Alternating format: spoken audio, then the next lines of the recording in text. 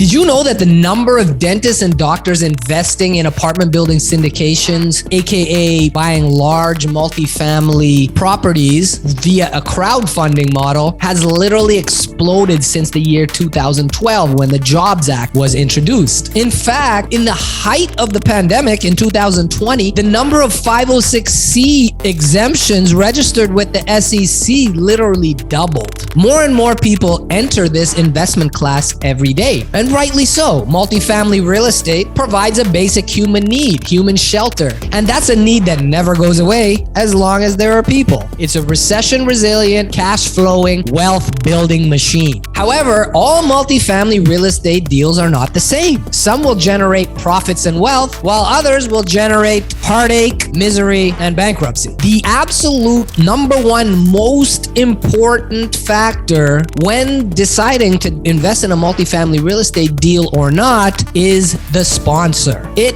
is an absolute truth that a good sponsor can make a bad deal work. In that same breath, a poor sponsor can make a good deal go bad. So how do you choose which sponsor is a good one and which one is a bad one? In this video, we break down what a sponsor is, as well as the main criteria to consider before investing your hard-earned money. Welcome back to the channel. My name is Johnny Walker. I'm a successful endodontist with multiple dental practices, as well as a self-made multimillionaire in real estate investing. On this channel, we teach dentists and high net worth professionals how to create a life of true freedom through passive real estate investments. Investing heavily in real estate over the last 13 years has allowed me to take a giant step back from my clinical practice, spend enormous amount of time with my family and friends, as well as take 6 to 8 vacations per year. And what it also does is it gives me the freedom to pursue things that I'm passionate about, such as 1, investing in real estate, and number 2, educating my fellow dentists with knowledge that our professional programs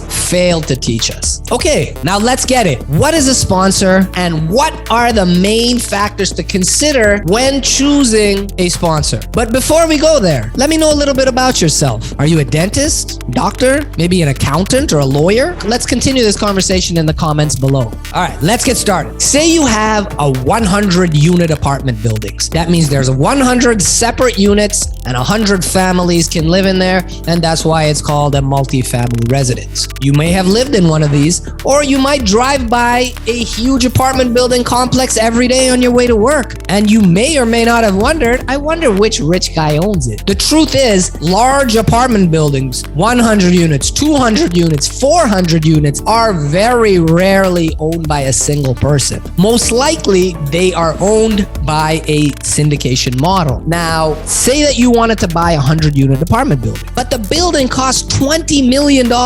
So the down payment, 25% of that is $5 million.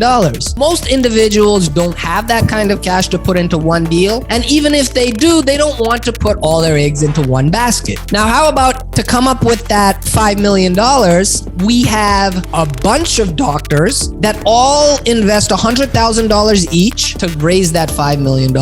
Now, these group of doctors that have come up with the cash to buy this apartment building deal need someone to actually implement the business plan. They need somebody to come in and do whatever that we wanted to do to bring this 100-unit building from point A to point B. Renovations, raised rents, better tenant profile, higher cash flows, higher profits. As doctors, we do not have the time to learn yet another business, take on yet another responsibility. So what people did is, as a group, raise capital to buy a 100-unit building and then partner with what's called a sponsor who will actually implement the business plan. They will take the property from point A to point B. And in exchange for that, they will get usually, customarily, between 25 to 30% of the profit. And the remaining profit is spread proportionately to each dentist depending on how much they've invested. This allows the dentist to be completely passive. They get to invest in a great property without doing the work. That's the passive element of it. So the tasks of the sponsor include, but are not limited to, finding and acquiring the property. We call that sourcing the deal. Performing due diligence, raising equity, managing tenants, or at least managing a management company that will manage the tenants, manage construction, renovations, among other responsibilities, including accounting and legal. Now, as I mentioned earlier, the number of sponsors in this asset class has grown exponentially, and the methods and the amount of variation of sponsors in terms of their investing philosophy, their experience, their track record will vary immensely. Now, with so much competition in this space, people are overpaying for multifamily real estate, which is driving up values. And they compensate by saying, oh, well, we're going to increase rents by XYZ, and that'll justify why we overpay today. So sponsors, they justify overpayments by saying that they can make it up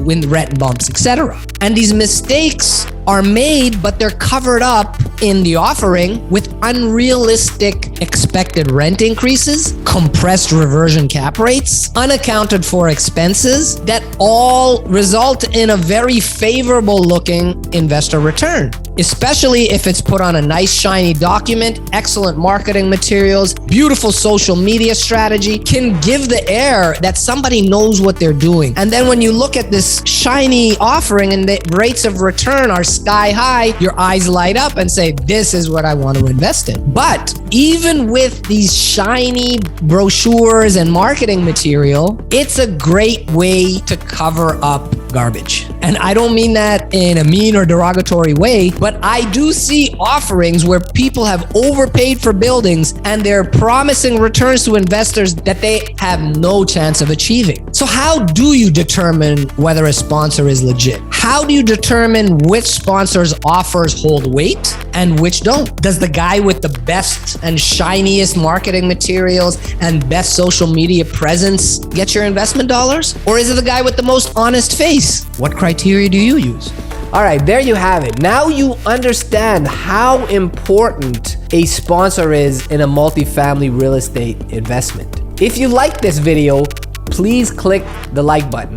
And if you haven't done so, please subscribe and turn notifications on so you don't miss any future videos. Now, the next video, we are going to discuss the top 5 things that you must consider before partnering with a sponsor. Click on the next video to learn what these are. See you next time, guys.